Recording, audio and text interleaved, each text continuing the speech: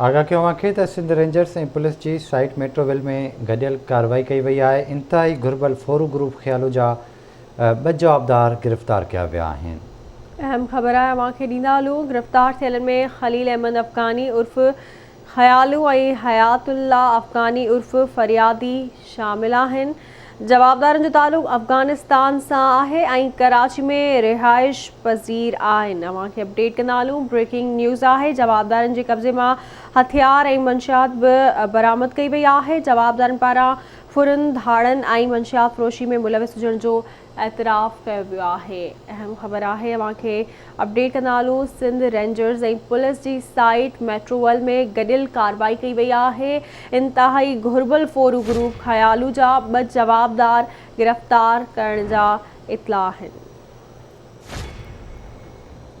तफ़सील मालूम कंदासीं कराची मां महताब अली शर खां। महताब, छा तफ़सील आहिनि?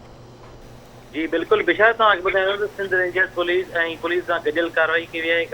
कराची जे साइट वारे इलाइक़ो मेट्रोवेल में गॾियल कार्रवाई कई वई आहे, जिते इंतिहाई घुरिबल फोरू ग्रुप जा जेके 2 जवाबदार आहिनि उहे गिरफ़्तार कया विया आहिनि। गिरफ़्तार थियल जवाबदारनि में ख़लील अहमद अफ़गानी उर्फ़ ख़्यालो शामिल आहे ऐं हयातुल्ला अफ़गानी जेको जो नालो आहे जेको गिरफ़्तार कयो आहे। जवाबदारनि जो तालुक़ जेको आहे अफ़गानिस्तान सां आहे। रेंजर्स तर्जुमान जो चवणु आहे त जवाबदार जे कब्ज़े मां केतिरा ई हथियार मंशियात बरामद कई वई आहे।